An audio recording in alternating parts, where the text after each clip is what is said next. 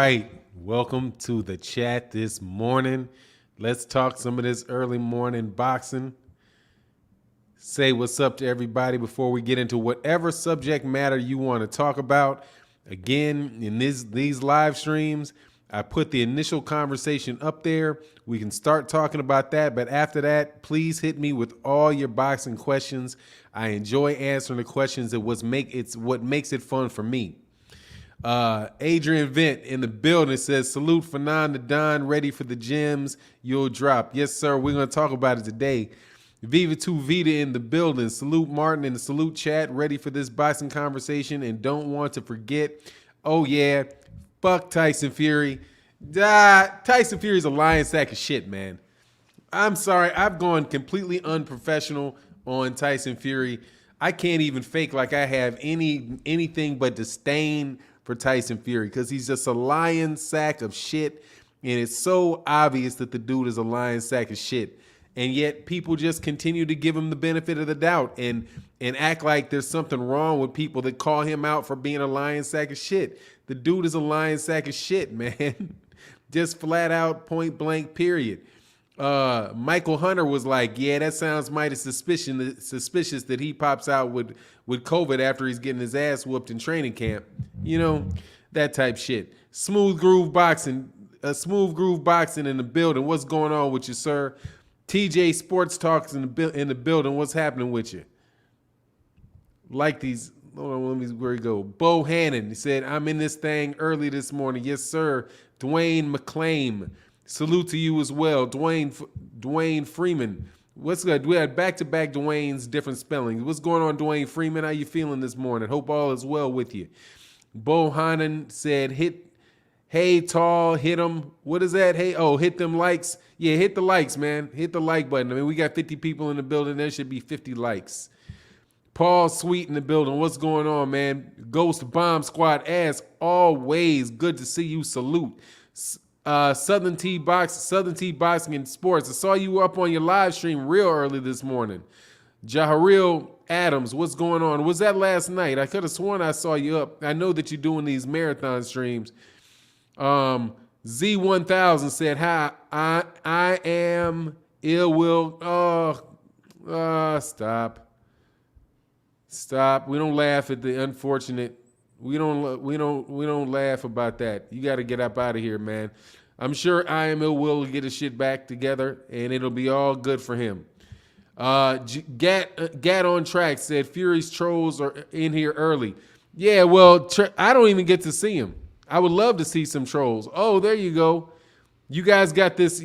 Oh, I see what you're talking about. Look, we got 57 people, 31 likes, man. Let's get the likes in there. What is Z1000? I'm telling you, I don't get to see this. Oh, yeah, he got blown out of here. That's a troll move right there. I'm sure he'll get his stuff back and be fine. He came into my stream with that BS too about Will. Yeah, exactly. You got to beat it, man. Age E says, salute Fannon. I think you and Blue Blood should do a collab. You both have tremendous amount of boxing knowledge. I've collaborated with Blue Blood before, man. He's absolutely great channel. Yeah, I've collaborated on several occasions with Blue Blood.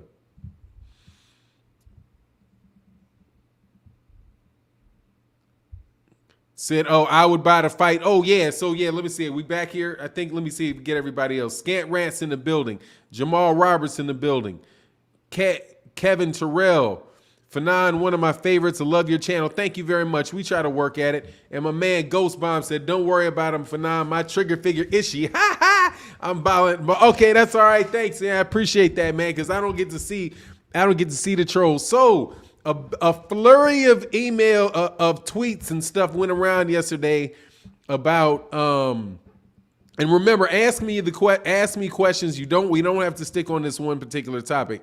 I was gonna say Jaron Ennis. I was saying Jaron Ennis because I really want to talk about Jaron Ennis bad. Like, Jaron, will you do something press worthy, man, so we can get on and talk about Jaron Ennis, man? Jaron Ennis is one of my favorite fighters coming up, and I think he's fighting in September, so I'm really looking forward to that. But so it appears as if Keith Thurman and Gervonta Davis might actually be something that could take place because what's his name? Leonard Ellerbe said that Gervonta Davis will knock out Keith Thurman and he'll knock him out in a nanosecond. I'm like, for real? Like, Jaharil Adams said, real talk, I watch a lot of boxing channels. You're my fave as well as Blue Bloods. That's what's good, man, because Blue Blood definitely has a very, very good channel. I know he's got Curtis Henderson over there doing really good work. Those guys have been doing good works for years now. Absolutely terrific work that they do. And honestly, I appreciate being compared to him, and I appreciate the compliment. Terrell Cameron said, what if Tank fights Jamal James for the WBA regular title? Look, you can't. I will say something that I'm not going to fall victim of doing that I fell victim of doing several times before, and this is something that Keith Thurman said. And Keith Thurman, by the way, is a really, really smart dude. Very, very, very witty, very, very smart guy. But he made the observation that all these small fighters, that people think that they're too small for their weight class until they get to the weight class. And you can go through a bunch of examples of people being too small for weight classes, like Manny Pacquiao. When Manny Pacquiao was coming up and he was leaving the 130-pound weight class, everybody's like, okay, he's going to be too small for 135 pounds. He's going to be too small for 140, and he's going to be too small for 147. But it's wind up the case that he wasn't. And actually, I think his knockout, he wound up not being able to knock as many people out at 147, but he could definitely fight at 147. And I'm saying that not taking into consideration any rumors about performance-enhancing drugs. But you also saw the same thing with Floyd Mayweather Jr. The Floyd started his what's going on, John Pistano? How you feeling? Floyd Mayweather started his career out at 130, and he went from 130 to 135 to 140 to 147. So there's nothing in that should necessarily prevent Gervonta Davis from moving from 130 to 135 to 140 to 147. That's a path that has been, that is a path that's been laid out by a lot of people. Matter of fact, it was laid out by Henry Armstrong, who held the featherweight, which is 126, then the lightweight, and then welterweight. So, Henry Armstrong held it. So there shouldn't be any reason to, for Gervonta Davis, who's a very skilled fighter, to be able to fight in those weight classes, provided, I guess, he gets his, he has an opportunity to really adjust for the weight. But other than that, yeah, that man is 6'2", no doubt about it. He's 6'2", and I'm not saying that it's going to be I'm not saying that it would be, an easy situation for him to beat Jamal James. But, I don't know, who are you going to give Jamal James? Will you think Jamal James was going to beat Floyd Mayweather? Because Floyd Mayweather is probably about an inch and a half taller. That's the only thing that I would have that I think separates Tank and the other guys that moved up is that he does seem to be a little bit shorter.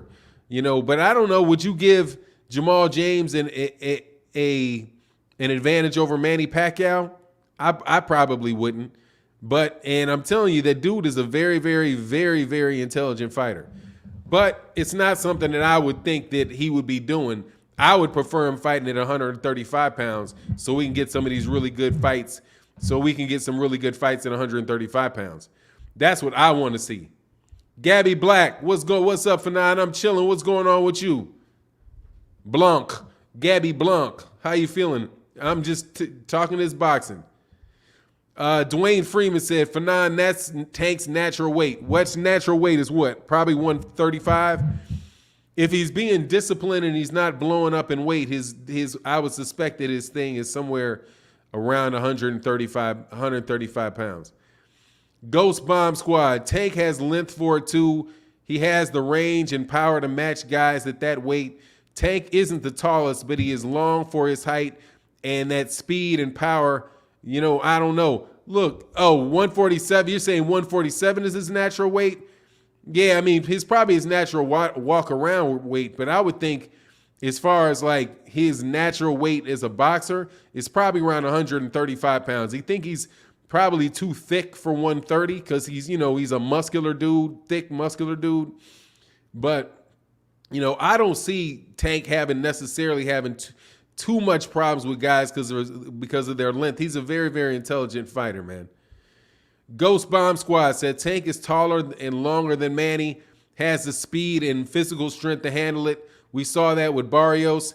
Yeah, but Barrios was what? Barrios is about 5'10". Yeah, he got Barrios out of there, but he looks so small compared to that.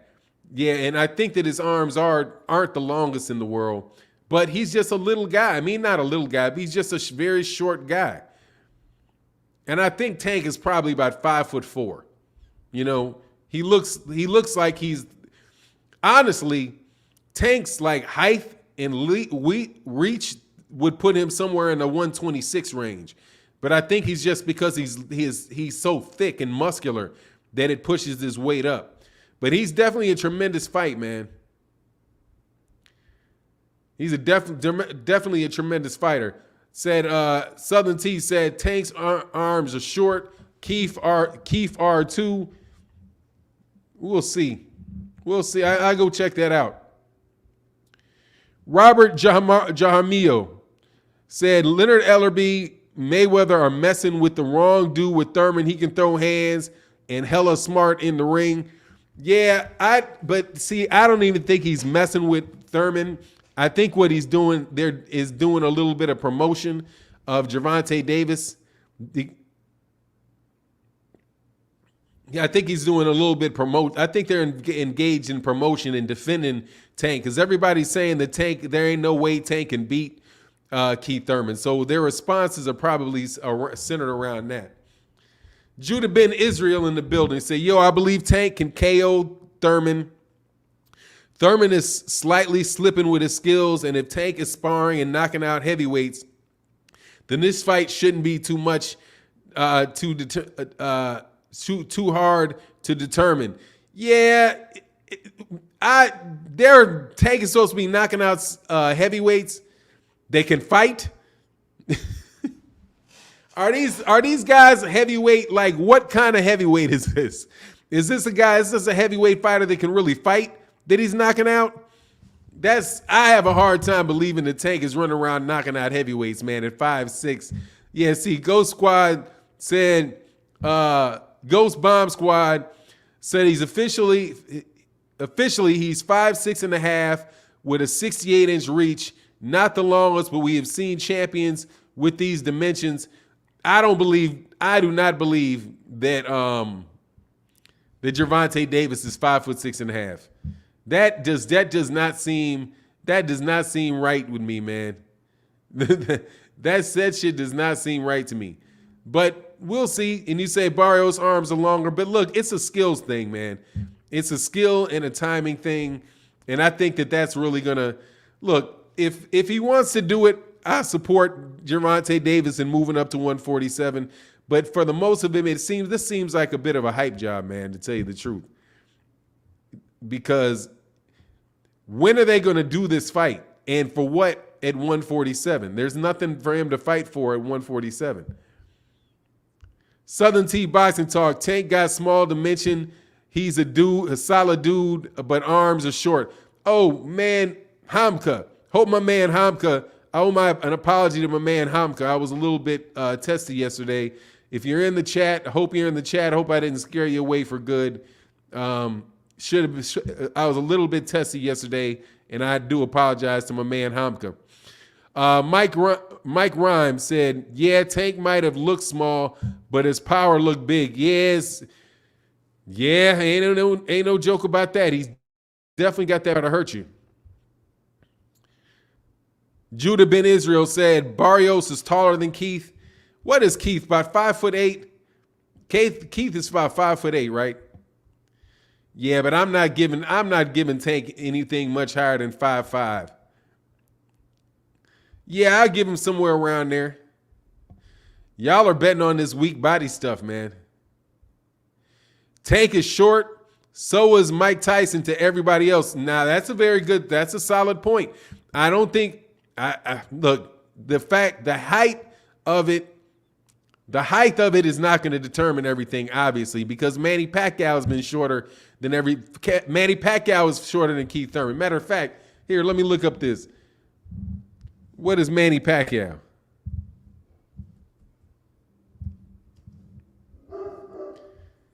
Manny Pacquiao, here goes my dogs barking up a storm. Okay, so he's 5'5.5", 67-inch reach. And Keith Thurman. Oh no, Gervonta.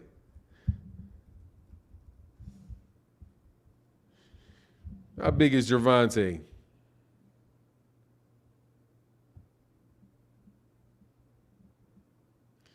Five foot 5.5, 77.5 inch reach.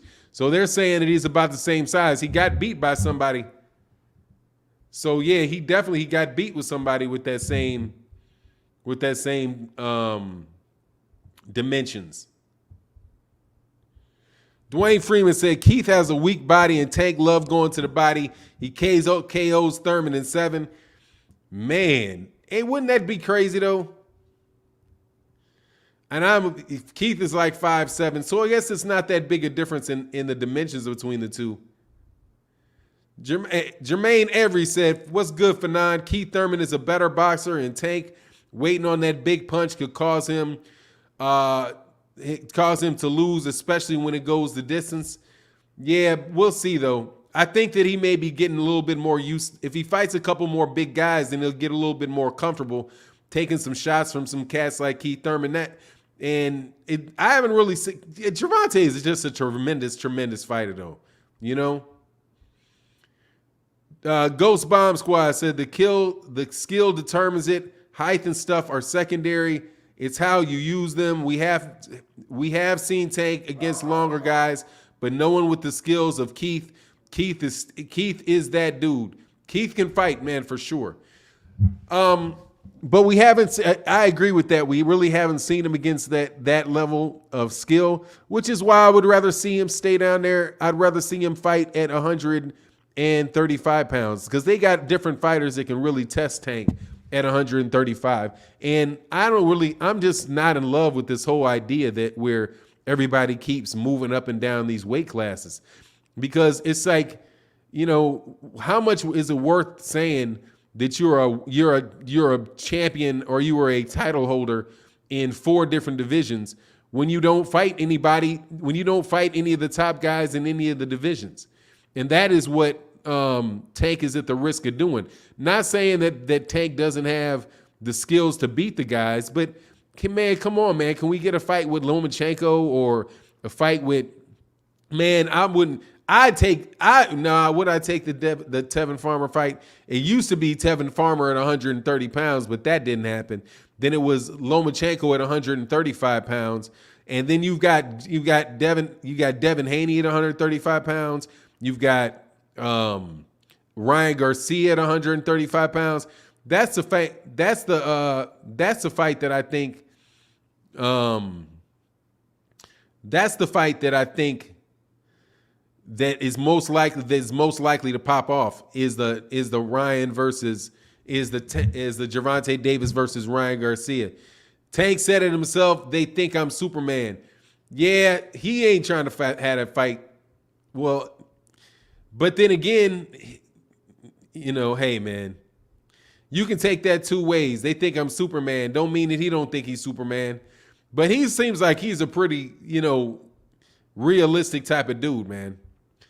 Jermaine Avery said, Fannon, Tank and Mikey Garcia is the fight for real.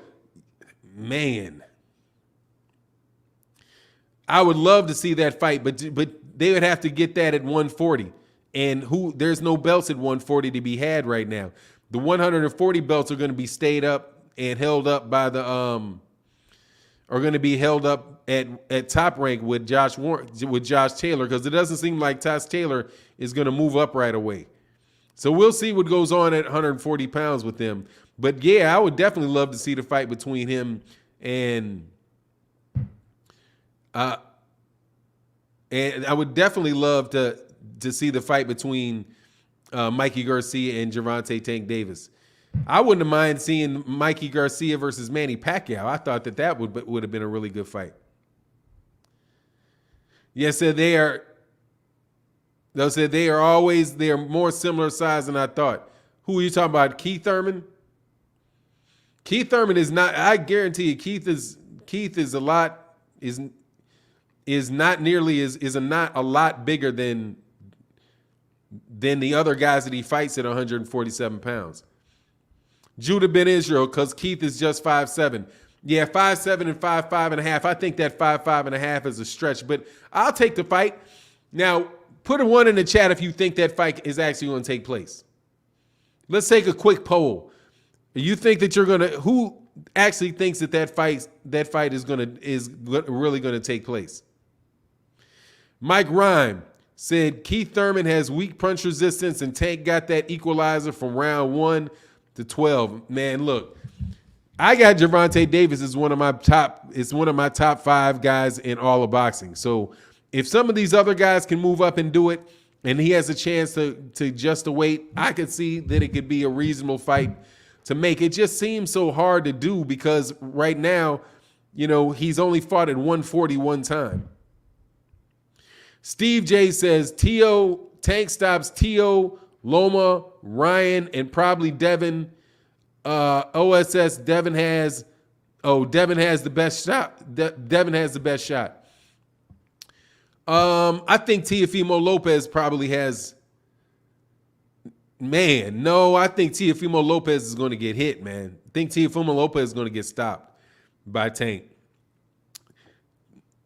Teofimo, gets stopped by Tank.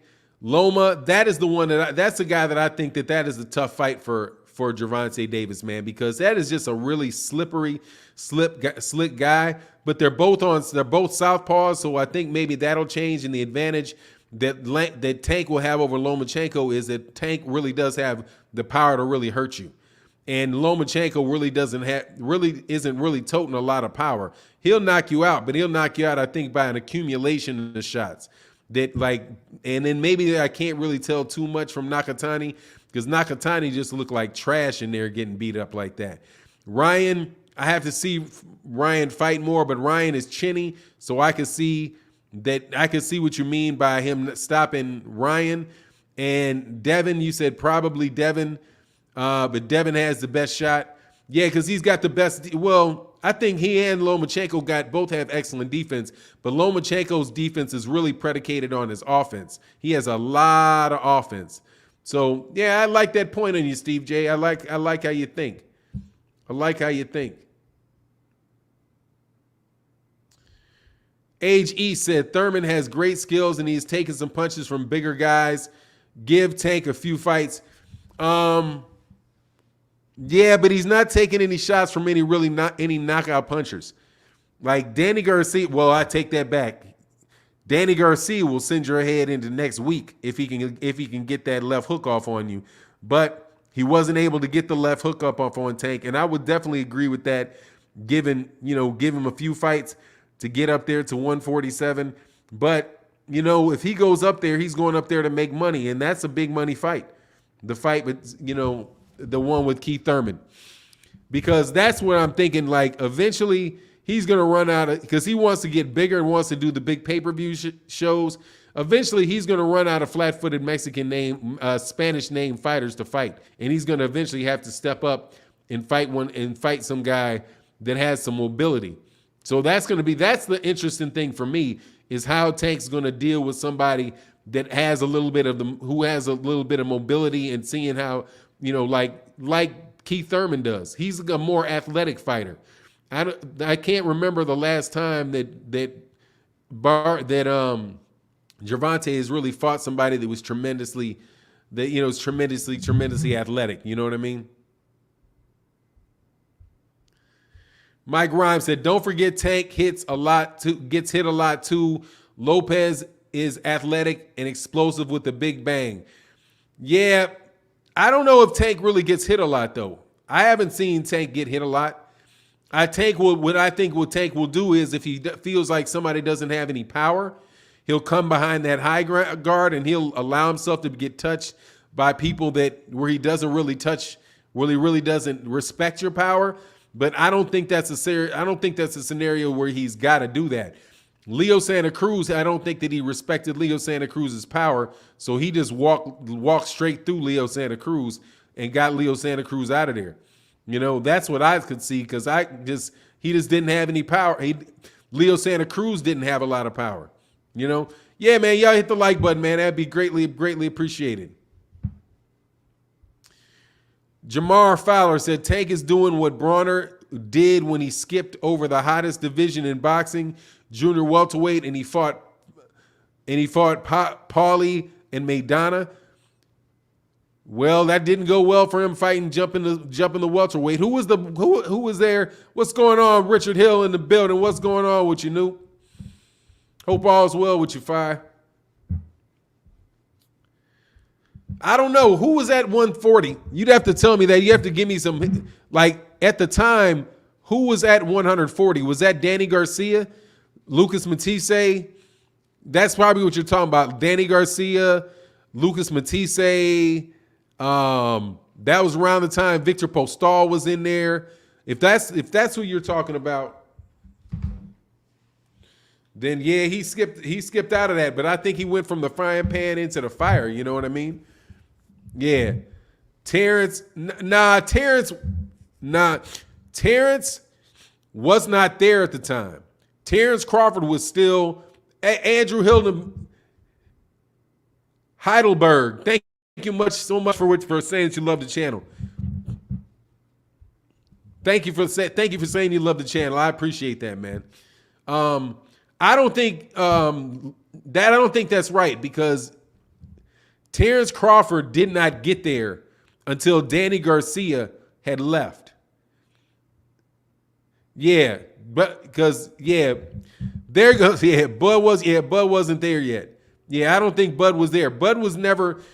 Matter of fact, Bud got into 135 at the same time that Adrian Bronner left and went to 147. That was when he left 135 because I didn't think wasn't Bronner originally at like 130 and then he went to 135 and then he skipped 135 to 147. Yeah, that was what it is.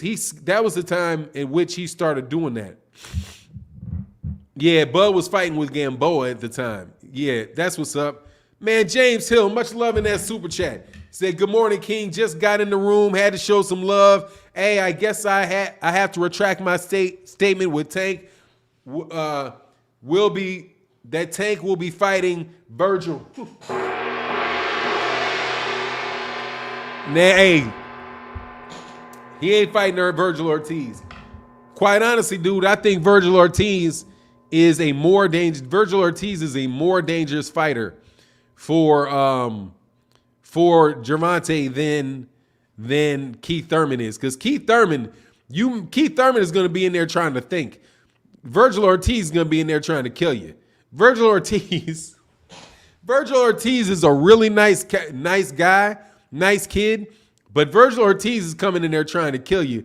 And I think Virgil Ortiz is going to probably weigh 165 pounds by the time fight night happens.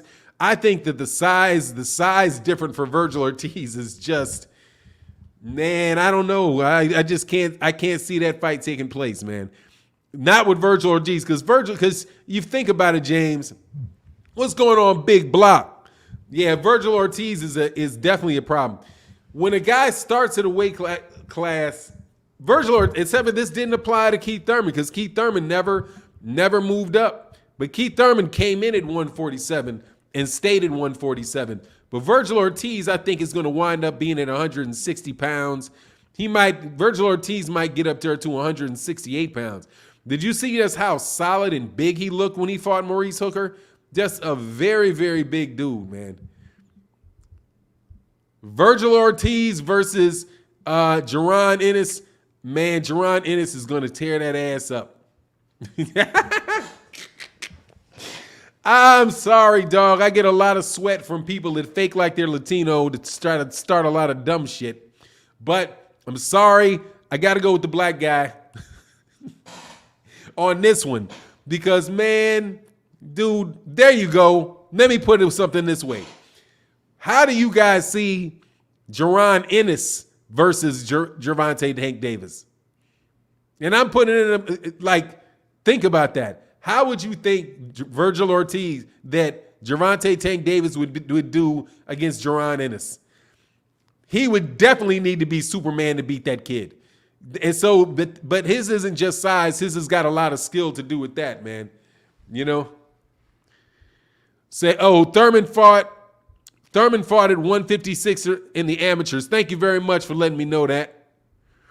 Yeah, Spence in 18 days, and I'm looking forward to it, man. Spence in 18. Say, hey, so who do you guys got right now? Jaron Ennis or Gervonta Davis? This is what you call a sanity check. This is a sanity check. Because if anybody out here is talking about, say, Dwayne, Tank, man, no way. Man, the only thing that throws me off said boots.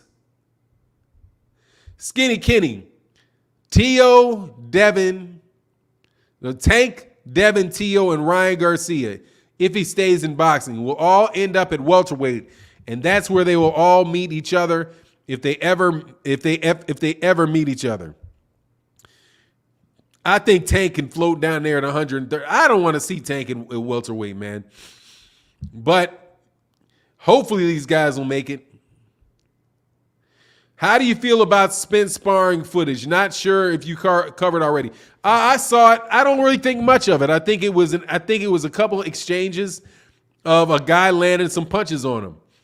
But you know, I don't know what the entire sparring session looked like. I don't really think much of it. You know, I don't know if he was working on something. I don't know the facts behind that. Behind that. You know, it's not like I saw him get dropped. Now, I've seen some sparring sessions where I saw like Gervonta Davis beat up Teofimo Lopez. So where I would be like, oh man, he really got beat up. But that was clean footage. The footage that I saw, and unless there's some different footage out there, was edited up, and they kind of put out the stuff that's going to make Errol Spence look bad. That's what it looked like to me. But like I said, I didn't see the whole sparring session to tell you what I think, you know, other than I think that that's sparring. It's not like he was getting knocked out. Like if he got knocked out and they showed that, I'd have been like, whoa, you know, I might have put something on that. But, you know, I don't know. It just seemed like he got in there with a guy that a sparring partner that was giving him good work and making him fight. That's kind of what I think about that.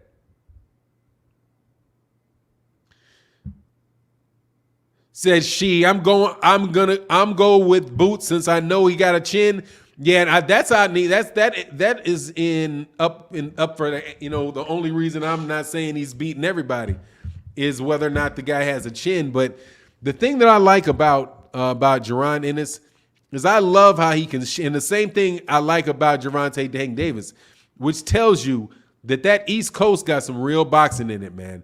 The Philadelphia fighter, a Baltimore fighter, those guys really have a great pedigree for fighting. But if Jaron Ennis has a chin, then I don't think anybody's beating Jaron Ennis. That's just going to be a tear, except for maybe Errol Spence. Steve J. Oh, Keno Turner said I don't know if he's ever been knocked down. I don't think he's got weak punch resistance. Steve J said they tried to make, he's been down by Manny Pacquiao, and I think that was as much The punch landed and he went down, but that was as much of a trip as it was him him going down on a punch.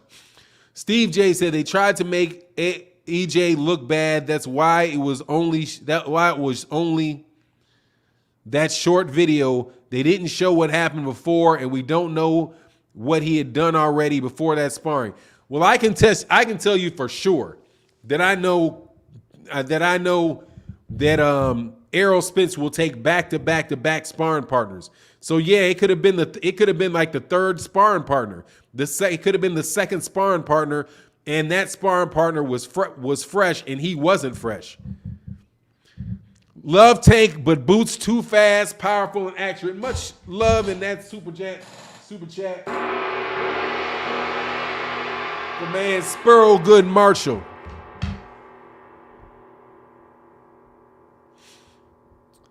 Said DC, Philly, and B more. Yeah, man, they got great fighters coming out of those areas, man.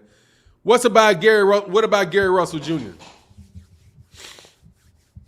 You got the Tizzle 99. What about Gary Russell Jr.? Little Gary already beats. Oh, let me tell you something. Gary Antoine Russell is a whole lot of problem, dog. I'm going to tell you right now, I'm not going to say he beats Boots right now. But let me see 2 more fights out of that kid that looks like the last fight that he had. Man, that dude is sharp as shit. Razor sharp, man. Look, that boy right there can fight, man. I just see who is Jaron Russell.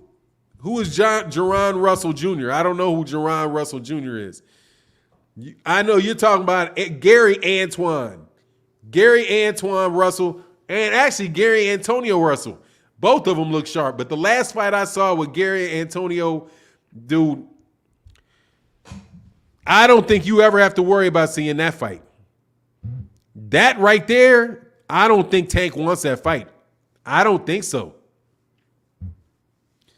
That's a no. A matter of fact, I'm going to tell you something else. Teofimo Lopez don't want that fight. Devin Haney don't want that fight.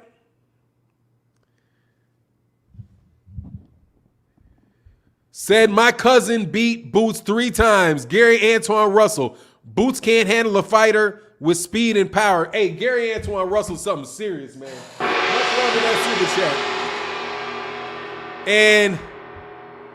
And Japobi said, we need to see Tank versus Teofimo and the Spence sparring look like old footage. Much love in that super chat.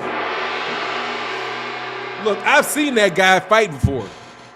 I mean, I've seen that. I've seen the guy in that photo. I've seen Errol Spence spar the same guy in the footage before. And dude, he's very fast-handed, very awkward fighter. Very fast, very awkward. I think he comes out of Mexico, but he's just very fast. He's very awkward, and those guys are and he's big, and he's bigger than Errol was. But on the real, I'm going to right here. Where'd this go? Gary Antoine Russell. I'm telling you right now, Ryan Garcia does not want to see that boy. He's beaten Gary Antoine Russell. If these guys move to 140 pounds, Gary Antoine Russell is beating Teofimo Lopez. He is beating Ryan Garcia. I have to see Lomachenko. I got a lot of respect for. That's a veteran. That's a wily ass veteran. You know what I mean? But in a couple years, he's beating Lomachenko too. Gary Antoine Russell's every bit. I mean, like, he's a different style fighter than Boots Ennis. But I'm telling you, that dude right there, he looks like a big Gary Russell Jr. Like, he's a big Gary Russell Jr. and he can crack. I ain't taking these dudes over that kid, man. I'm telling you. And hey, you can laugh at that. I don't know what you're laughing at, but if you're laughing about Gary Antoine Russell, don't laugh, dude. Go look at his last fight. He is so quick and sharp and accurate that if he has a chin, I don't know how you beating that kid. That's who's a special. And I'm telling you, his camp, dude, he looks like Gary Russell Jr., but big. That can crack. He looks like Gary Russell Jr., but big and can crack. And I'm telling you right now, nobody wants to see a big Gary Russell Jr. that can crack. And as a matter of fact, his name is Gary Antoine Russell. This Gary Russell, I'm telling you, dude, I watched that. I'm a believer in that kid. I seen him fight in the amateurs. Like I saw, because I watched tape on him in the amateurs, and I really couldn't get a sense of he was more, he wasn't like in fighting shape, like professional fighting shape. It was in an amateur fight. And I was like, okay, I know he's got fast hands. He looks good, but it was the amateurs. The first time that I really saw him fight in the pros and really got a good look at him, I'm telling you, I think that dude can be very, very special fighter, man. That could get, like, again, we need some regional fights between DC, Philadelphia, and Baltimore, because they all got really, really good fights, man. Really good fighters, man. Man, Daniel Staley, much appreciation in that super chat, man. It says, salute Fannon. Welcome back, friend. Thank you, man. Appreciate you, man. Back and rolling. Back and rolling. Broad 405 said, you're right. That Russell boy ain't nothing to fuck with. He's the truth. Man, I'm telling you. Man. Shakur Stevenson. I think Shakur Stevenson's getting done. He gets a chance. Who is he fighting next? Jamel Herring? I think they're going to purse bid for a fight between Gary. You're talking about Gary Russell and Shakur Stevenson? Yeah, that's a real good fight, but I'll take Gary Russell right now. I think that they passed him up to 130 for a good reason. I don't think Shakur Stevenson is ready for Gary Russell. Gary Russell is probably one of the most underrated fighters in boxing, dude. When I watch him fight, it's like that dude is extremely fast hands, extremely effective defense. He doesn't have to move a lot to slip your shots. And when you throw a shot, he's got 3 and 4 coming back at him. My man Dre's Finest says Gary Antoine Russell is all of it, you dig? Much love in that super chat. Gary Russell is all of that, you dig? Yep, I dig, and I can't wait to see him at Antoine and Antonio. The Gary Russell, they hold belts from 122 to 140. 122, yeah, but they only really got one champ yet. I don't really do that. Yeah, I can see what you're saying, but you know what? I think he's got a big fight coming up with Leo Santa Cruz. Yeah, it is kind of frustrating him having him not fight, and he's just gonna have to fight if he wants to get a lot of, I say take the money, man. If they're gonna pay you to fight cats who you can just beat down, take the money to beat the cats that you can beat down. He saved his brain. He saved his brain a lot, though.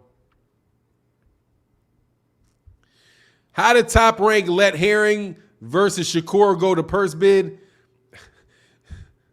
I don't even understand how the hell that shit works. I guess, I think he can't, I know how it would work.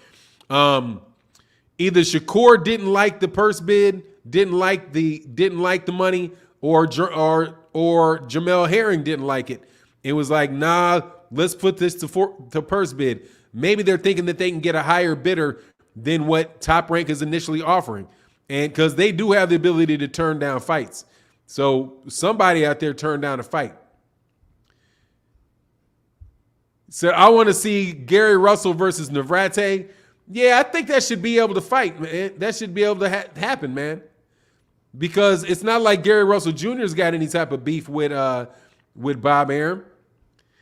Man, Kandahari Alak said, salute Fannon. I'm a new fan of yours. Thank you, man. And desperately in need of new fans. Thank you very much. I appreciate that, man. Thank you very much. Cashman said, I like all of the Russell clan. I like how all the Russell clan fight, and I love how they rep the motherland. Now, personally, that's the thing that I like most about Gary Russell Jr. and those guys, because that is true DC though. Like if you ever lived in DC, that is a culture that is pure to DC. They ain't playing with that stuff. They definitely represent black people, man. Daniel Staley, who's about to get his wrench back. Hold on one second. Soon as this thing catches up, you're gonna get your rent back. You're gonna get your wrench back. Hold on, man. Damn, it's taking a while to catch up with. But I respect your grind, content, great reporting, but my wrench is gone. Man, my bad on your wrench being gone. There it goes. Your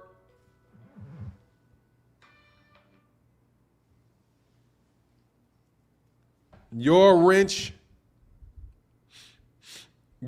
is back. What's going on, man? Musa Hamka in the building, man. Let me make sure I try my best not to skip your questions today. I'm glad you came back, man. 4 divisions, 85. Salute, OG. What's going on, man, with you? You okay? Yep. Hey, my pleasure, man. Got your back, man. I don't know what I did to get rid of all the moderators, but I must have done something because it cleared out all my moderators. Thurman outboxed Davis by using distance and ring IQ. Yeah, but we'll see. He's going to have to fight that kid at a certain point in time, man. Herring is MTK now, so Top Rank has to pay him, and Top Rank is willing to pay Shakur, but Bob's is still trying to go as low as he can, get away with. Oh, you know that. Dre's Finest said, that's how we do it in DC. You dig? Right, Bison? You know it. That is DC. DC, black folk in DC from DC love black folk. And I will tell you, they're like it's like the intellectual capital of black America is DC. Yeah, Fahim, I had to give yours back. Said Fannon, who wins Thurman versus Davis? What is my analysis? My analysis is that I would give the fight to Keith Thurman because I think Keith Thurman will just stay behind the jab and then try and outpoint him. However, I will put it this way, that in order for him to win that fight, I don't see Gervonta Davis doesn't go to the scorecards. However, I think that you'll find when he gets side of ruler, once he gets to those scorecards, side of ruler. Here you go. Yep, I remember side of ruler. Here you go. Side of ruler, you are now wrenched up.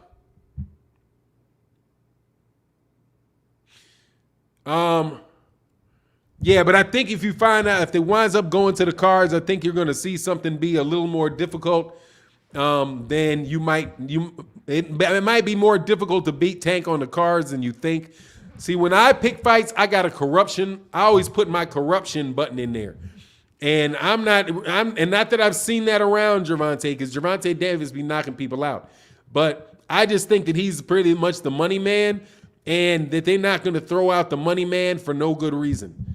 He's going to have to Keith Thurman would really have to beat him to do that. But Keith Thurman got to get a belt before that conversation even really comes about. You know? Rashad Jones said Devin Haney is a free agent. He wants JoJo or Comey. I think he can get either one of those fights. But more than likely, wasn't JoJo Diaz looking for, who was JoJo Diaz looking to fight?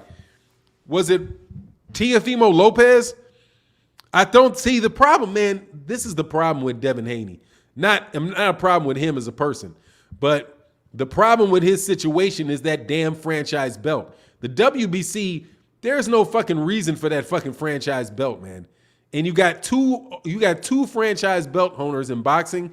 They need to get rid of that damn designation, because that shit fucks up. Nobody know who the champion is at 135 pounds.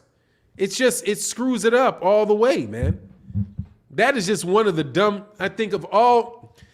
Let me ask you a question. What's the dumbest decision that has been made in boxing is Bridgerweight? Man, what's dumber? Is it the Bridgerweight or the franchise belt?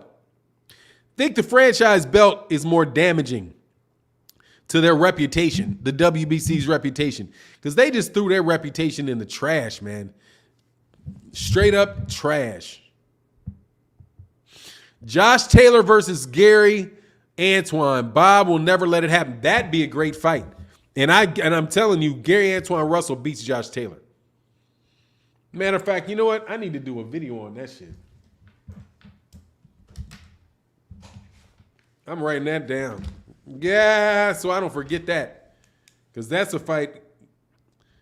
Gary versus, what's that dude's name again?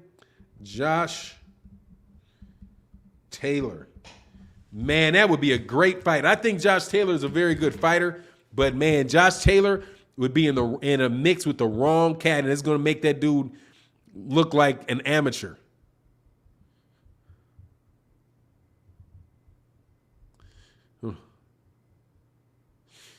The franchise and super and regular and diamond champions. It just completely tore up the whole concept, man. It sucks, man. Mark said,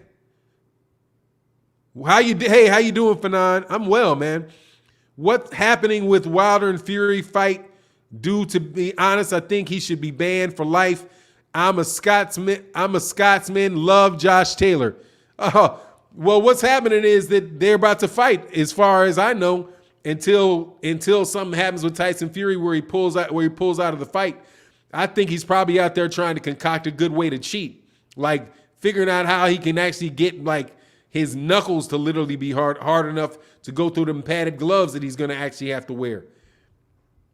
Side of Ruler said, but much love out there in Scotland, man. And my understanding is that Scotland is a separate country and they don't want to be part of the UK. So he's not from the UK. He's from, well, it's part of the UK, but Scotland is its own country. Scotland Yard. Side of Ruler said, the franchise belt is the only one I have a problem with. I don't mind the other belts because politics keep his boxers from getting a fair chance at getting a belt. Yeah, they really majorly overdid all of that stuff. Skinny Kenny, I just can't see Floyd letting Tank fight a loudmouth, expensive black guy who was gonna take a lot of the media time from Floyd. Who was the last black fighter to fight Tank? I don't know of him fighting one, honestly. Probably back when he was fighting in Baltimore was probably the last one. Renee Park said, Davis is excellent, but danger lies ahead. Thurman's no joke. He is definitely not a joke, man. And that fight with Manny Pacquiao was close. And if he could hit with both hands, and if there's a rematch, I would take him in the rematch. Fannon, do you have an opinion on what would be the best set up for boxing? Let me see. I don't believe the WBC, the IBO, the IBF is working. I would put something above it. The best way to do that is just to put something above those sanctioning bodies called like the Unified Champion. And the Unified Champion and that's it. UCB or something like that, and just have that sit on top of the different sanctioning bodies and then have the sanctioning bodies, whoever's a champ by the sanctioning bodies, feed in to fight for that higher level thing. So I don't think you probably couldn't see what I wrote, but it would be like this. If you can imagine like a pyramid, it'd be an organization here, and there'd be a line to this WBC, line to the WBA, line to the WBO, line to the IBF, and then they all have their champions.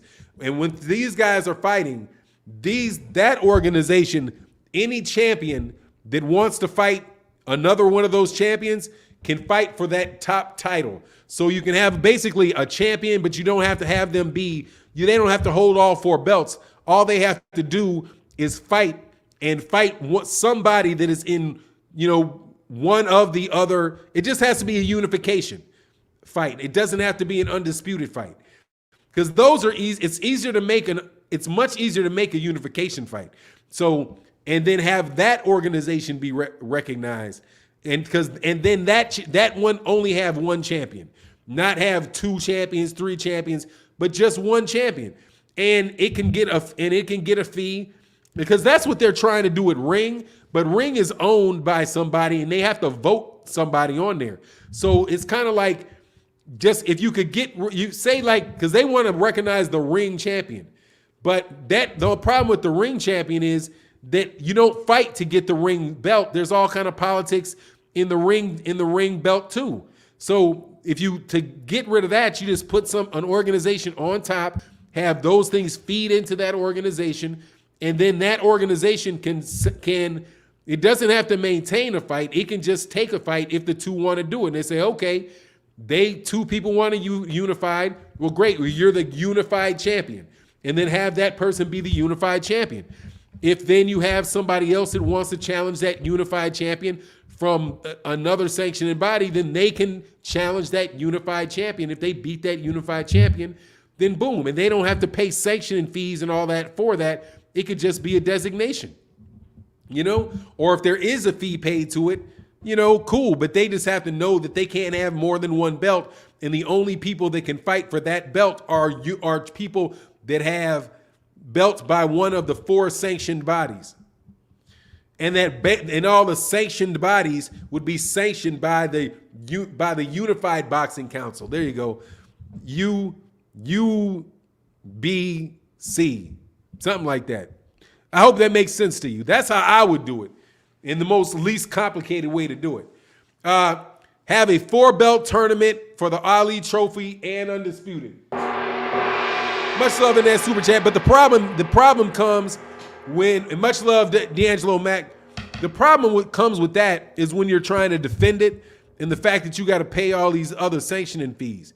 I would say that one prevents them having to pay sanctioning fees for 4 different organizations. And it just, because it's just too broke up with if there was only 2, it wouldn't be that big a difference. You'd have a WBC champion and a WBA champion. The 2 of them could fight, and you unify the championship. But since you have 4 of them, and Eddie Hearn and Anthony Joshua literally tried to slip in a 5th, man, that was the one thing that made me happy when Anthony Joshua lost. When Anthony Joshua lost, all of a sudden, we didn't hear anything about the IBO being a major championship belt anymore. Before, I'm a 4-belt champion. Like, you are a full of shit champion trying to say you got 4 belts, because that's what it takes to be undisputed, and I've got 4. Like, fucking cornball. Terrence Cole said, I have a good friend named Terrence Cole. If you watch boxing, Josito Lopez damn near KO'd Thurman with the body shot. Tank will break him down. He did hurt him with that body shot. And I think that, and I also think that Manny Pacquiao might have got him something with that body shot. That's a good point. But honestly though, that could be him not having had enough time to really get back.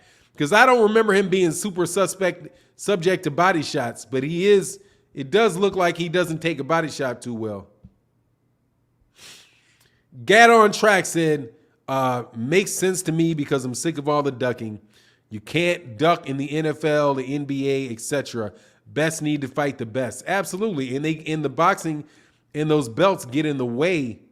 Boxing get in the way of that, man. See, he who greets with fire. Said Collazo hurt him to the body also. Yeah, hey, when Cat's got problems, he got that Julius Ndungo on you. When you got that Julius Ndungo, what's the other guy's name? Jason Rosario, Julius Ndungo. Man, when you get that rap of having a weak body, woo-wee, they start to tearing at it. They start tearing at it if you can't take body shots. Sire the Ruler said, if boxing had a tournament with 10 million plus grand prize, more fighters would sign up. Money talks. Yeah, but you got to have a big tournament and somebody really willing to back that.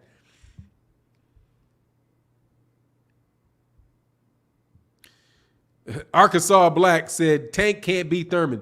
Look, I've seen crazier things, man. You know what I mean? Cashman said, I would love to see Jaron versus Josecito Lopez, the version that fought Thurman. Oh, why? You want to see him get killed? Why you want to see Jaron? Why you want to see Josecito Lopez get killed, man? Josecito. Fahim said Lopez didn't hurt him with a body shot. Lopez was a headshot. I could have sworn I saw him get hit by a body shot and him get kind of turned over a little bit by that body shot in that fight, Fahim. I'm not going to rewatch that whole fight, but I know that he hit him. But I was pretty sure that he spent maybe half a round running around to get off that body shot. You know what I'm saying? At least that's my recollection, Fahim. He who greets with fire. Lopez versus Ennis and Tank Davis versus George Kambosos in Australia. That would be huge, but you know what's not going to happen. Teofimo Lopez is never going to come near Jaron Ennis. No way. Man, I wish he would just come on and fight Kambosos and get it over with so we can move on with this. Get on with this stuff. Man, my man Only the Funk said that theory makes a lot of sense. Thanks for breaking it down. I'm leaning for Thurman against Tank. Can't wait for the next Gary Russell fight. Much love in that super chat. My understanding is the next Gary Russell Jr. fight should be against Leo Santa Cruz, because Leo Santa Cruz called out and said that he was willing to take the fight. Gary Russell Jr. said that, hey, if the fight is there and people want the fight, he would take the fight. So I think the next Gary Russell Jr. fight is gonna be Leo Santa Cruz. At least I hope it is. I think that would be a really good fight because Leo ain't got nowhere else to go now. Ain't nowhere to run to. Get that money and fight him. Devin Haney's done at 135. You think so? I know he's a big kid. Fannon, you're right. Lopez hit Thurman with a body shot and he started running. Yeah, Fahim Satur, I'm almost 100% sure that he hit him with that body shot. And then I was like, damn, he's getting to run. He started to running off that mug.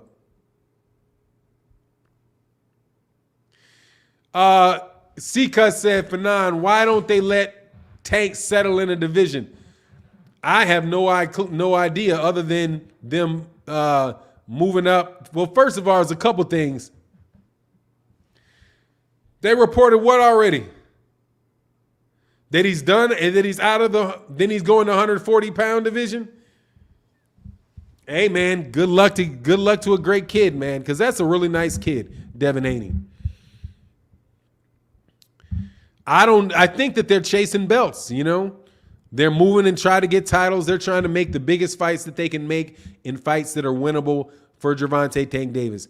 Also, Gervonta Davis has a problem with his making and missing weight, you know. Big Jaw Muhammad said Floyd is still sending his dogs after Thurman instead of fighting him himself before retiring. First it was Spence and now it is Tank. Bad move, Tank.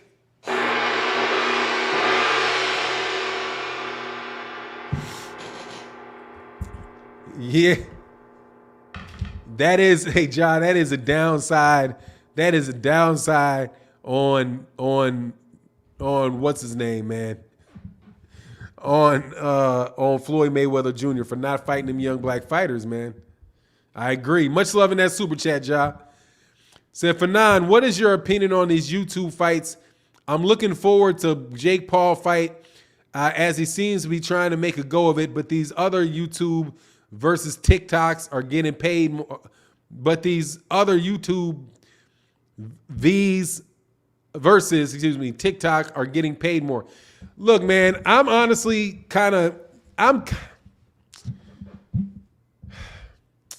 my thought is that I feel good I'm happy for the guys that are making a living doing it, you know? So like Jake Paul making a living, getting the fight, that guy KSI, you know, making a living, you know, making money, getting the fight. I like it for them. You know what I mean? And I do like it and also there's a bunch of YouTube channels and people, you know, that cover those fights that make living and make money off of that. So I think that I like that little minor shot in the arm for the boxing economy. I like that. But as far as the fights themselves, I never watch them because, you know, I know that that's not the best that boxing is, you know, and boxing is already watered down enough with the different sanctioning bodies and the multiple belts to then now add into it, you know, basically sideshows, you know, in necessarily into the conversation. And I think those sideshows, I think it would be better if people put as much promotion into some of these young fighters that don't get any promotion. You know what I'm saying? So like, it's kind of, you know, like kind of fucked up really that Jake Paul will make $600,000. And I know that more than likely, I don't know, Gary Russell Jr. probably makes $1 million, but you got fighters like Gary Antoine Russell that's not making that yet. And he has far more skill. It's a far better fight. So watching it is a far better prospect. You know, it's a far better performance all around for boxing fans. So, you know, on one side, I appreciate the people that are doing it and I can relate, you know, and I say, all right, get your money. But you know, it's right there with extra sanctioning bodies to me. You know, that's what I think. Fahim Sator said Lopez knocked Thurman out with a headshot. Almost knocked Thurman out with a headshot. He was in survival mode for 2 rounds afterwards. Yeah, but he did get hit with that body shot too. That's why a lot of people thought he lost that fight. You know, but he looked suspect in that fight before. He looked suspect in that whole fight to me. Cashman said, hey, Fannon, a Josecito Lopez fight is better than a stationary target Lipinets, in my opinion. Yeah, it's a better fight. For sure, it's a better fight than a Lipinets fight. He's going to get, but don't get it lunch, though. Don't lunch. Josecito Lopez, you're talking about Josecito Lopez fight is better than a stationary Lipinets. Yeah, but he's going to, no, but I thought you said that you wanted to see the Thurman that fought You know what, man? Maybe my dyslexia came and slapped me in the face. Cashman, I thought that you said that you wanted to see the Thurman that fought Josecito Lopez. But if you mean you want to see the Josecito Lopez that fought Thurman, forgive me, I got that backwards. And that's a better fight than stationary Lipinets. I mean, they're both stationary targets, Josecito Lopez and Lipinets. And I think Lipinets is probably a better fight than Josecito Lopez. Because Josecito Lopez is there. I mean, that's 6 in a hand. That's 6 on one hand, half dozen the other, and as far as I can see. Man, much love in that super chat to my man, What's Blazing in Sports. So, and if you're not subscribed to my man, What's Blazing in Sports, subscribe to my man, What's Blazing in Sports.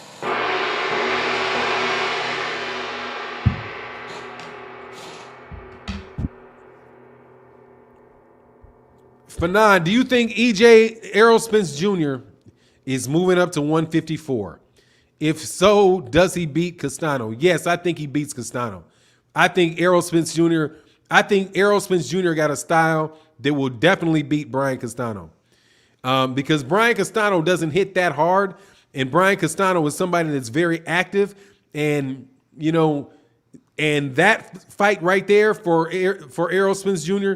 Errol Spence Jr. I'm 90-10 in favor of Errol Spence Jr. over Brian Castano.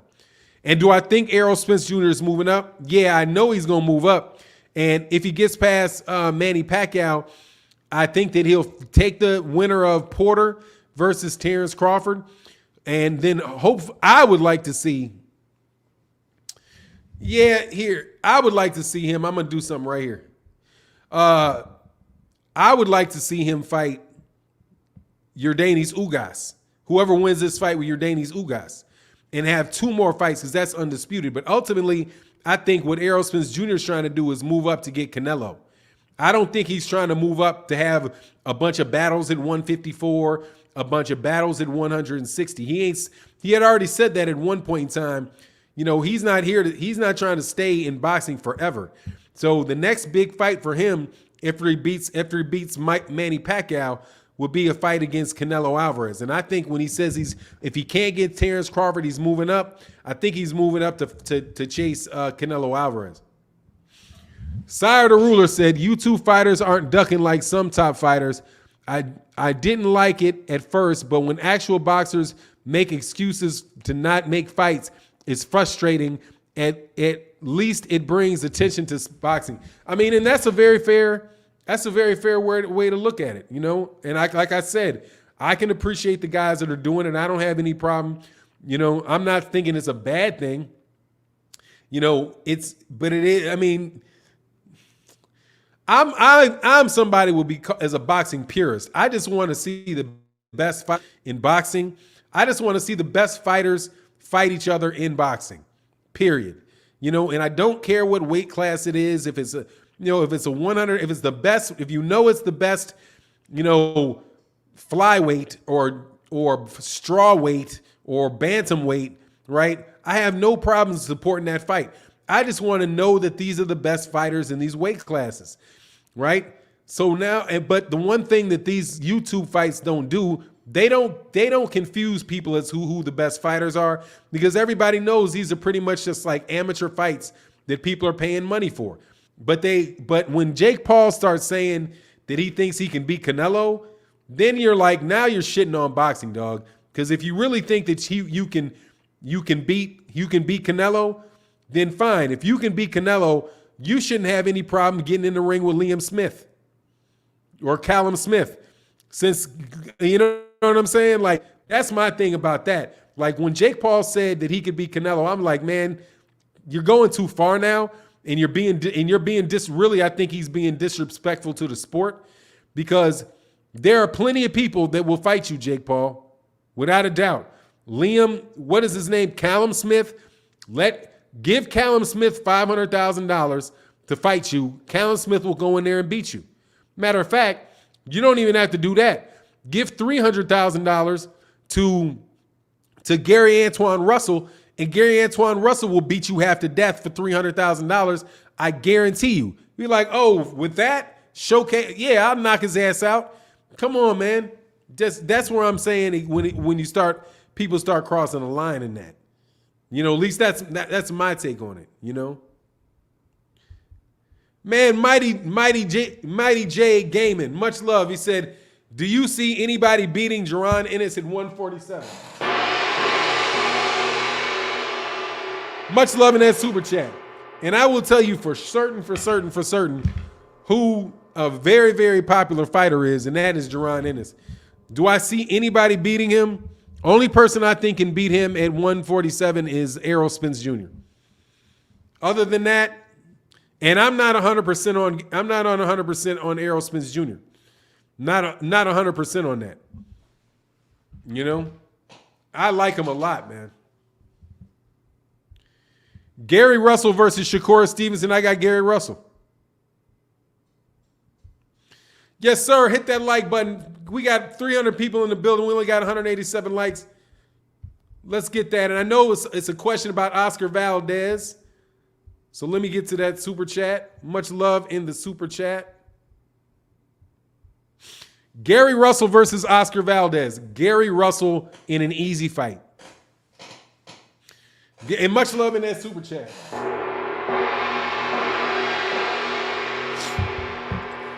That is an easy question. That is Gary Russell Jr. in an easy fight. Easy fight. I think that is a one. I think Gary Russell versus Oscar Valdez is a one-sided fight.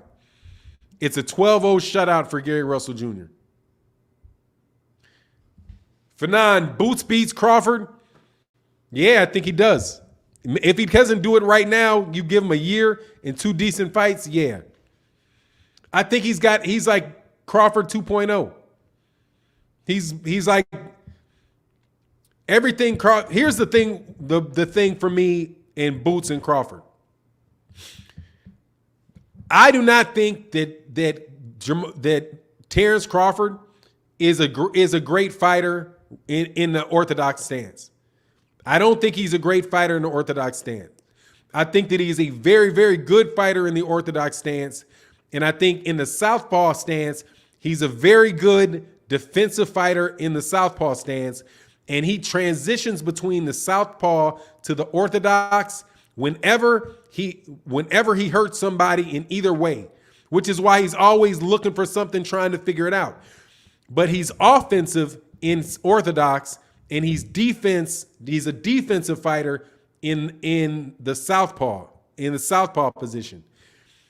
The problem with him will be, and Jaron Ennis is, that Jaron Ennis can switch to southpaw better and fight a southpaw on southpaw or an orthodox on orthodox matchup with Terrence Crawford. And that's a lot for Terrence Crawford to get used to, because Terrence Crawford's not used to fighting against guys that are switch hitters. So I think the athleticism and the ability to switch into the southpaw stance is the biggest thing that Terrence Crawford has. But when you have a guy that can switch, why are you going to do me like this? What's going on? Tell the truth. I say, good to have my real 9 a.m. boxing talk back. Yes, sir. We back. But Fahim Satur said Gary at Rigo at 122. Come on, man. First of all, I hate you for this question. Thoroughly hate you for this question. Gary Russell Jr. at 122 over Rigondeaux. Youth. I go with the youth. I am looking forward to my man Guillermo Rigondeaux versus Casimiro, but you just did me dirty. You knew you did me dirty. Yeah, you know you did me dirty with that one. If you don't get the joke, Guillermo Rigondeaux is one of my favorite fighters, and Gary Russell Jr. is one of my favorite fighters. They're both one of the most overlooked and ducked fighters in boxing. How do you feel about the rumors of Tank moving to 147 and fighting Keith Thurman? I hope that they're true. I hope that they're true. I'll put it that way. For me personally, I hope that they're true. Oh, Steve Fulton, Gary Russell Jr. Gary Russell Jr. is beating Steve Fulton. Gary Russell Jr. is beating Steve Fulton. But I wouldn't mind seeing the fight. But I got Gary, man. I think Gary's much more skilled and much more experienced, much more seasoned. And dude, he's a phenomenal man. Gary Russell Jr. is a phenomenal fighter, man. A phenomenal fighter. But he doesn't fight enough. I can understand why people would say that. Fanon Santos said, appreciate the work One, is PBC in-house matchmaking in response to Top Rank? It could be as a result, but yeah, I think that's a natural inclination because it's financially, it makes more money when you don't have extra promotions. Because when you have a PBC fighter fighting a PBC fighter, you got Tom Brown Promotions. You got, or is it, what is it? TBG. You got Tom Brown, whatever TBG is. Tom Brown. Let me see something. I'm not going to mangle this man's name. And I know exactly where to get it. But it's Tom Brown. Tom Brown. Yeah, we'll just say Tom Brown because the promoter is Tom Brown. So when you have Tom Brown doing the majority of the promotion, then you can make more money on the ends. You can make more money. Two, do you think letting these big names fight and weight devalues? Not. Oh, absolutely. I think it devalues their stocks, but it does. But on the same side, it allows their stocks to stay consistent. You know what I mean? And that they don't lose value. But it drives boxing down, and it prevents value from being exchanged and growing more great fighters. So, for example, I don't think Tank devalues himself by not fighting, say, a Lomachenko. He doesn't devalue it, right? Or better yet, he doesn't devalue himself not fighting a Gary Antoine Russell. But what he doesn't allow happen, and he doesn't allow Gary Antoine Russell to grow his value because they don't get to see him in with Gervonta Davis. You know what I mean? So it pretty much is just like, keeping your ball, like, that saying is you're just keeping your ball, going home with your ball. It's like they keep the ball and they don't want anybody to get a chance to play against them. That's what it seems like to me. Don Ritchie said, Gary is great if he ever fights. He's like the boxing Bigfoot. You have one sighting every two. Yeah, you can't lie about that, dog. If he ain't getting the big fight that he wants, he ain't fighting. But hopefully that'll be changing soon. Hopefully that'll change soon. Tank would knock out Gary Russell Jr. in 3. No.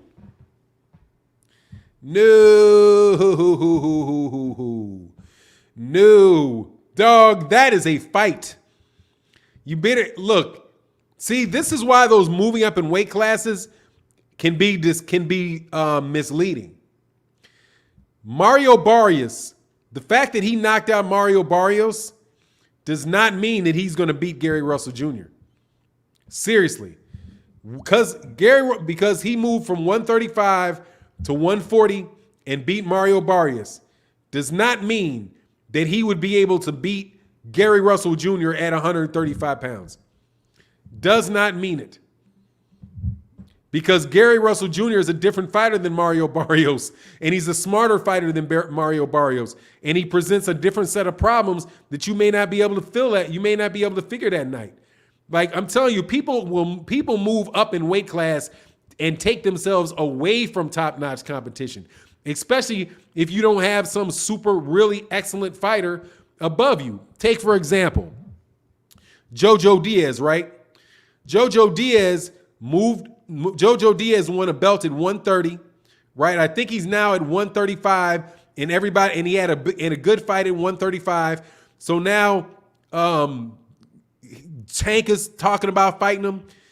If Tank is talking about fighting him, then you got to go back and remember that Gary Russell Jr. beat Jojo Diaz and beat Jojo Diaz very, very easily. It was not a close fight. It wasn't like, ooh, what was going to happen between, like, you know what I'm saying? But right now, if they hadn't already fought, you might think, oh, who do you have? Matter of fact, I should quiz you.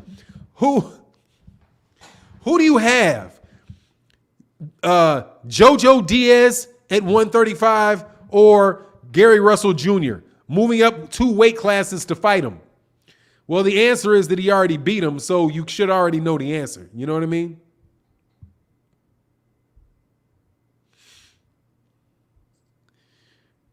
Said the only man who moved up in weight and shine was Holyfield. Nah, I think Floyd Mayweather Jr. moved up some weight classes and he moved into the money division and was running out of there with money. My new Richard Hill said you got to go deep in the toolbox to fight Russell. He's tough. Yeah, I mean that's a real fighter, dude.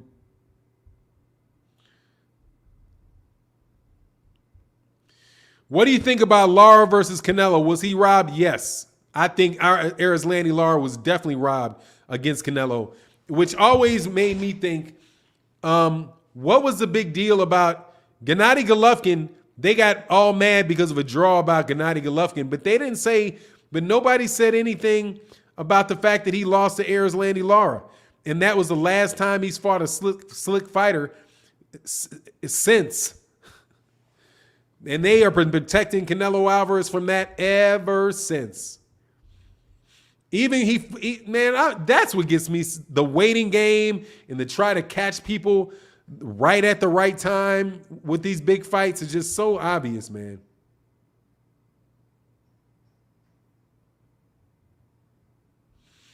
Will they say Russell is another small guy?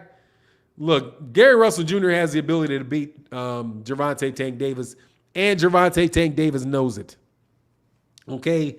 That kid is for real, top-notch fighter. Definitely has the ability to do that. 4 weight classes, I do believe. He went up from 130 to 135. He's at 130, 135, 140, 147. And he did touch 154 real quick. I don't think it was for a belt, but he did touch 154. Kevin Wells, Fannon, you think Devin Haney will clear the 140 if they fight him? I think he's got the ability to, but I don't know. I don't think he. I don't. If he fights them too, if they all fight, I think I'm leaning towards Gary Antoine Russell. I think I lean towards Gary Antoine Russell. I think Gary Antoine Russell beats Devin. That is a really solid fighter right there, man. Very solid fighter. So, I would ride with Gary Antoine Russell in that weight division. Because I think Gary Antoine Russell will beat Josh Taylor. You know? I'm going to take 2 more questions. Man, this is such a fun live stream.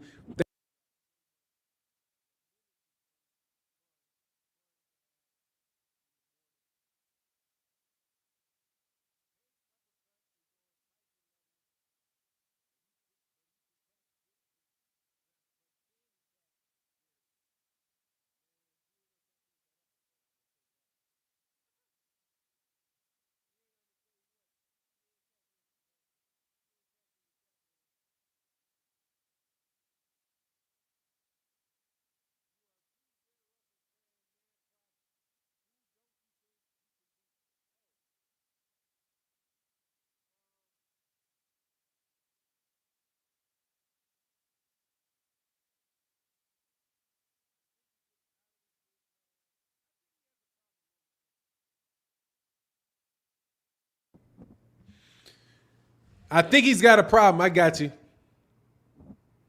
Sound back on. Tell me when the sound comes back on.